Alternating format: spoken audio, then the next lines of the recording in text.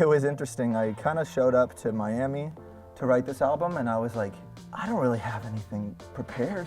That's like part of my job. My main job is on the spot creation. Yeah. Just making it, you know what I mean? Making it work. Yo, what's up? It's Marshmello, and this is Billboard News.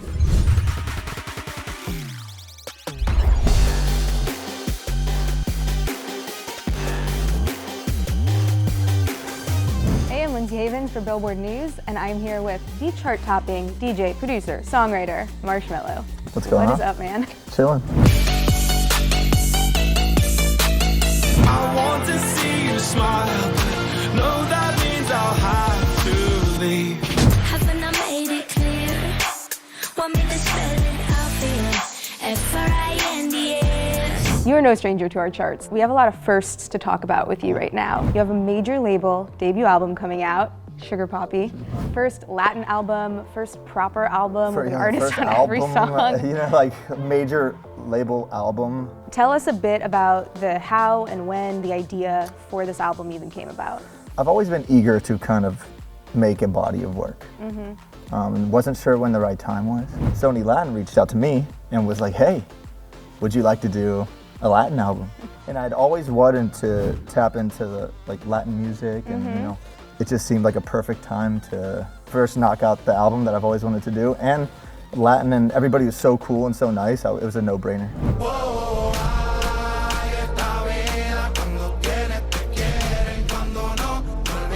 Did you ever think that Latin would be your first album? No.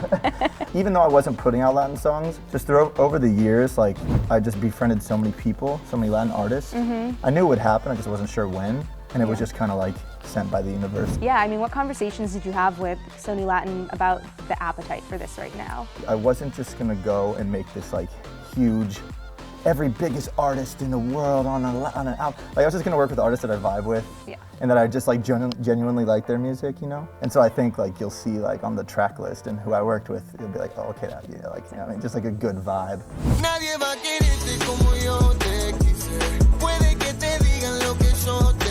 Correct me if I'm wrong, I think we're working on this in Miami with meeting all of these artists for the first time in the studio. What was the vibe check? It was interesting. I kind of showed up to Miami to write this album and pretty much had to make everything from scratch. It's like 10 days, 11 days, made this whole album. Wow. Yeah. Every day was a song. Done, done, done, done, done, done. That's nuts. It was pretty like spectacular. Like, I don't know like how many times that happens.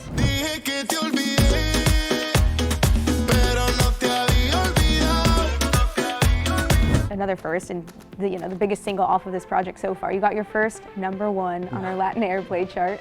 Yeah. How did you find out? How did you celebrate? I didn't have any expectations, like in a really good way. Yeah. I was just like, let's just do it, you know? When this song popped off, and you know, me and Manuel, like very similar, so we got along really well, so we like hung out a lot. For that song, especially with like somebody who I call a friend, to do so well, it was like the ultimate finish, perfect situation. Did you guys FaceTime when it happened? All the time. Okay.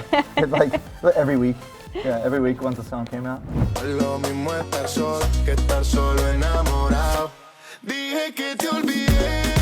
Are there any other memories that, when you look back at that kind of quick time in Miami now, that just really stand out and feel really special to you? Working with Miko, Young Miko.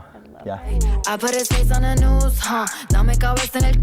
She just showed up and was just so nice and humble, and like the vibe was like just happy to be there. That's how I felt the whole time too, right? To see somebody matching that energy, it was like, oh, okay, we're gonna have a really good day. You know what I mean? And Miko's just all swaggy, like bucket hat, like they were just like all tatted, just like chilling on the couch, just killing everything I'm showing her. And I'm like, okay, let's just pick one. We didn't have a hip hop leaning song that whole time. So I was like, yeah, I have this one beat that like I've been waiting for the right moment, and she just went absolutely insane.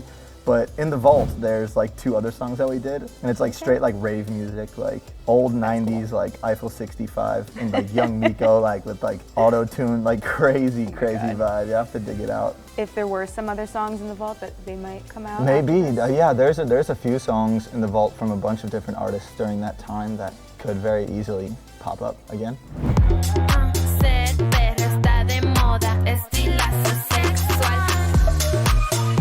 So when you think about Latin music, before you did this project and now after it too, what is it that just inspires you so much as a creative, that feels so good? The passion that the Latin culture has for their own music and how knowledgeable, and just seeing the writers and they just like live, breathe this music, and I just like felt at home. Have you done these singles yet live? How excited are you to maybe play the whole album live? Right, How's the yeah, energy so different? I've only played every song that's out already. Yeah. It was really fun going down to Chile. I played Ultra Chile and El Salvador and Spanish-speaking countries, and being able to play this and like hearing it sung back to me, you know what I mean? Yeah. So it was just like awesome. I feel like you're a historian almost, kind of. Yeah. Going back into your Joytime series, how do you Right. see some of what you've learned or gathered here maybe seeping into those projects? Yeah, definitely. I don't know if I've said it publicly, but I've been in the studio kind of this whole summer writing a new like album, kind of like redefining what Marshmello is, you know, and I've been trying to use everything I've learned. And I just had some sessions recently where I had Latin touches and, Nice. you know, and house music with Latin and just a bunch of stuff that I've learned over this whole time. And so yeah, I could definitely see a lot of elements that I'm learning. Well, I'm super excited. Congratulations on everything. Thank you so much. Yeah, thanks for Thank coming you. by.